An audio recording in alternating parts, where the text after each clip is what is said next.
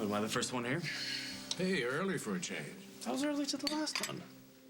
Listen, I'm glad we have a few minutes before the rest of them get here. I'm really sorry that I had to make you choose between Memorial and Luke. But we're at a crossroads. And what's best for the hospital comes first, even if that involves sacrifice.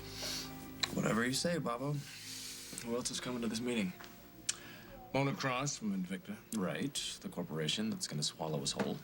I didn't realize that you weren't in favor of that. You never asked. You just paraded me out in front of the woman like I was best in show. And look, if you want to sell your hospital, you're going to sell it. Everybody knows the independent hospital's on its way out, but you gave me a chance to set up my department my way. I'm grateful. I'm not leaving anytime soon, so let's move on. Who else did you bring me here to impress? No one. Luke will be joining us. You okay with that? Like you said the other day, there's medicine, and then there's everything else.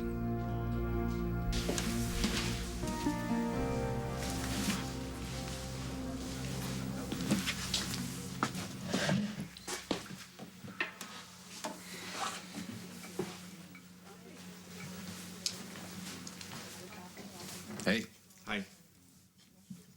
You got your job back. Yeah, I'm a talented barista. You should be making films. Yeah, well, maybe with my next $1 million paycheck. So yeah, I just came over to tell you that we have a special. It's 2-for-1 lattes before 11. Thanks. I won't be needing to. Well, it's good all week. Well, I don't think that special is going to apply to me for a long time. How are things between you and Dr. Oliver? They're not.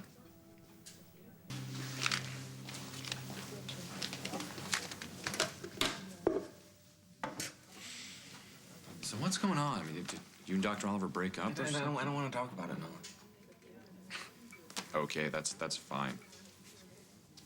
Reid's a jerk. What, you didn't know that before? No, I did, but I thought, it might be an act or something. But it's not. He's a jerk. And what's worse, he's a user. What do you mean? I mean that now he has this fancy new hospital wing. He doesn't need me. I'm just a distraction with money. And God forbid he feels anything for me when he can go back to being the tortured genius he always was. Okay, you know what? You can spare me the gory details. You asked. Well, I wish I hadn't. Well, yeah. Look, I'm sorry. I should not be dumping all of my personal baggage on you. No, it's fine. You moved on. That's what people who split up are supposed to do, right? Yeah.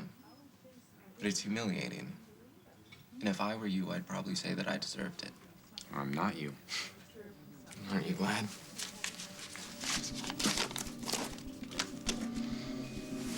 Luke, for what it's worth, I am sorry. Thank you.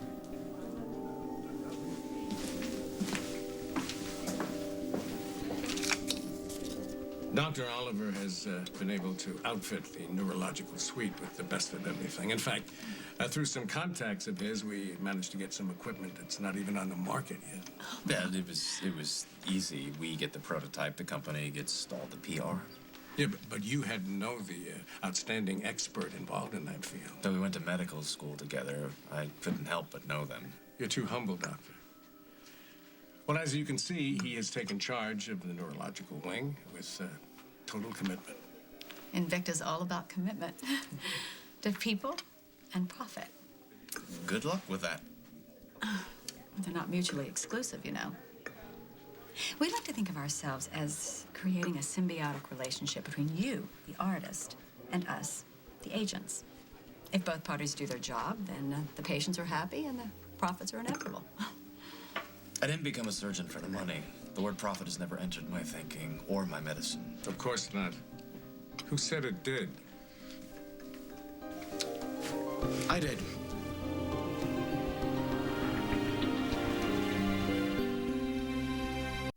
You remember Luke Snyder? Of course. Nice to see you.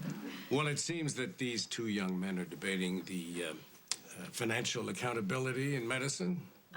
Well, Dr. Oliver's only accountable to Dr. Oliver. He's made that abundantly clear. Works for me. It's how I save lives. What did you expect? Something better? I don't know why people don't change. Is this about the hospital? Oh, I'm sorry, excuse me. There's multiple casualties coming into the ER. I have to go. I'll come with you. No, that's okay. The on-call team can take care of it. Are you serious? Yes, I'm serious. And if I need you, I'll have you paged. Why don't you discuss with Mona your respective missions in this project? He, of course, would like to have the best neurological facility in the country. And Luke... I'm sorry, I've got to go. We'll speak later, Bob. Right. So, Luke, moving forward, how do you see your role in all of this? Well, I have the same goals as Dr. Oliver. Well, excellent. But where we differ is in approach. Reid is clinical. Mine is personal. Very personal. The thing that sets Memorial apart is that every person who works there takes the time to know each patient as a human being. Nobody is just a statistic or a condition, from Bob Hughes to the board of directors to the surgeons, all the way down to Bob's grandson, Casey, who works there as an orderly. Everybody cares, and no amount of money or prestige takes precedence over the good, everyday human compassion that is shown to each person who walks through those doors. Wow. That's quite a testament to Bob's leadership. Well, I think he deserves it. He loves his family and his job. And I think that everyone who works in this new wing should look at him as an example of what a good doctor is. I should go see if they need my help at the ER. I had no idea that Dr. Oliver was so emotional. He does an excellent job of hiding it. Sweetie, how did you know that I needed to see you? Well, maybe because I need to see you too. You go first. Your father is marrying Molly. Oh, I kind of thought that might happen. You saw it coming? Well, after all that stuff that happened with that creep Whitman. What do you know? Well, just what I read in the newspaper and online. I really feel bad that I haven't gone to the farm to see them, but everything's been so crazy. Molly's recovering just fine. Are you really upset?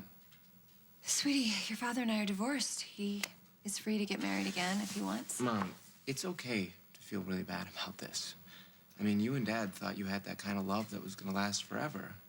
And now it's over. And that's really sad. It would be weird if you didn't feel anything. I feel a lot of things, but I need to just let go because your father has officially moved on. Do you think you'd be able to do the same? Of course. Your father and I had our time. It's a beautiful time. But it's over. It's really over. But you still love him, don't you? Does it show?